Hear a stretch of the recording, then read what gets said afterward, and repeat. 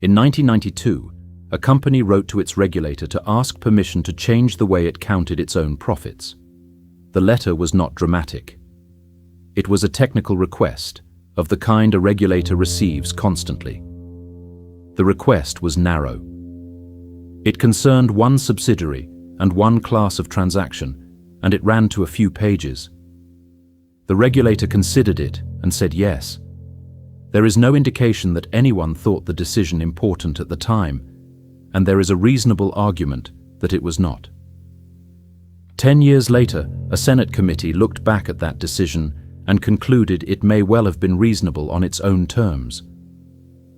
What the committee could not find was any mechanism for checking how the permission was being used once it had been granted. There were, it wrote, no procedures by which to monitor the effects of these determinations, to see whether they were being applied appropriately. That is the whole of this story. Not a rule that was broken, a rule that was relaxed and then left alone for 9 years. The company was Enron. By the time anyone went looking, it was one of the largest corporations in the United States. Most businesses record a sale when the sale happens. Something is delivered, money changes hands, and a line is written describing what moved. The line can be checked. There is a delivery note, an invoice, a payment. Each mark in one column has a mark opposite it in another. Mark-to-market accounting records something different. It does not record what has happened. It records what a contract is currently worth.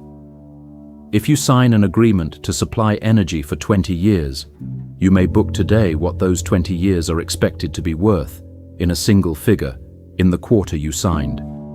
Not what you have earned. What you expect to earn, across decades, discounted back to the present. The method is legitimate, and it is not unusual. Banks use it every day.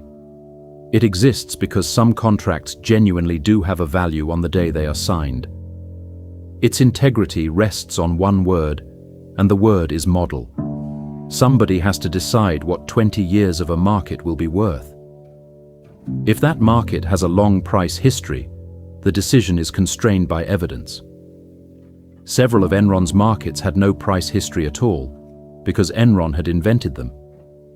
So the company valuing the contract and the company writing the model that valued it were the same company. And once the model produces a number, it is simply a number. It goes on to a statement, and the statement goes to a market, and nothing about it says where it came from. The first use was narrow and defensible, and confined to the subsidiary named in the letter. The second was less narrow. So was the third. Nobody outside the company could see the difference, because the difference lived inside an assumption, and assumptions are not published. A figure describing a delivery and a figure describing a forecast look identical on the page. Both are printed in the same typeface, in the same column, under the same heading.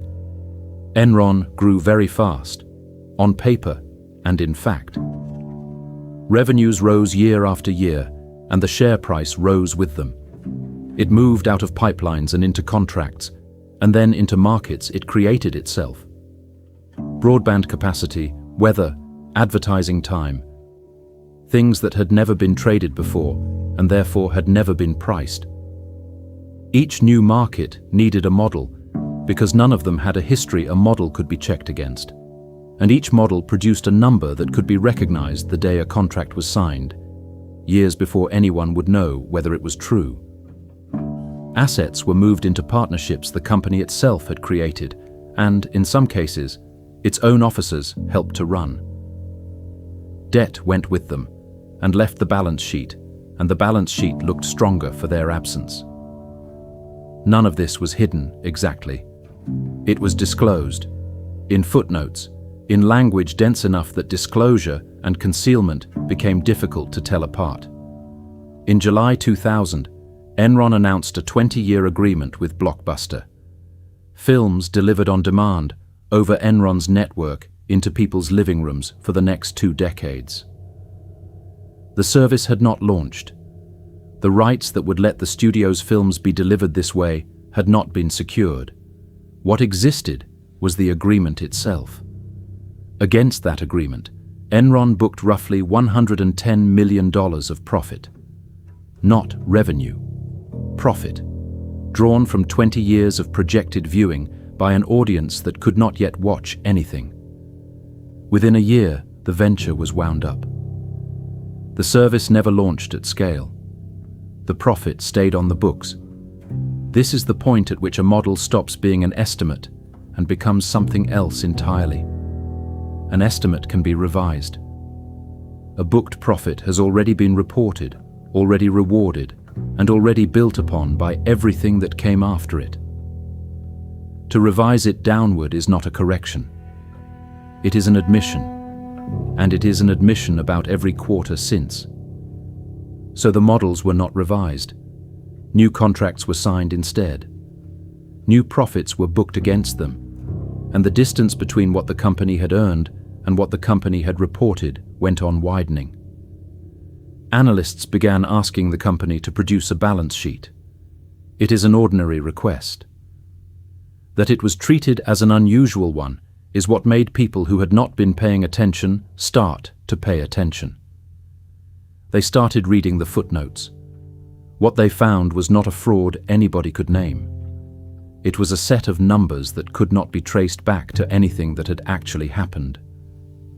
Which is the same thing, arriving slowly. In November 2001, the company restated 4 years of earnings, reducing them by $586 million. The same filing added $2.6 billion of debt that had not previously appeared and consolidated 3 entities that should have been consolidated all along. Years of reported profit were withdrawn in a single document. The market did in 3 weeks what the models had promised would take 20 years. On the 28th of November, the rating agencies cut Enron's debt to junk. 4 days later, on the 2nd of December, the company filed for bankruptcy. Around 20,000 people worked there. The tower was sold. A special committee of the board investigated its own company and reported in February 2002, after roughly 3 months. It found partnerships and conflicts of interest and controls that had been designed and then simply not operated.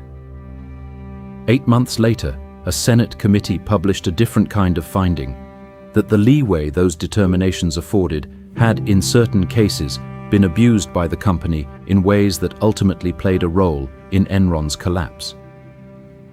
And that the regulator's posture throughout had been a largely reactive approach to market regulation. That finding was not about Enron's accountants, or its board, or its bankers. All of those had already been examined. It was about a decision taken 10 years earlier, and about what had been built to follow it. The determination itself may well have been reasonable. What was missing was anybody whose job it was to look again. A permission was granted, and then nothing was built to watch it. That is what a material weakness is. Not the number. The absence of the thing that would have caught the number. The rule was relaxed in 1992, and nobody was ever asked to check what it had become.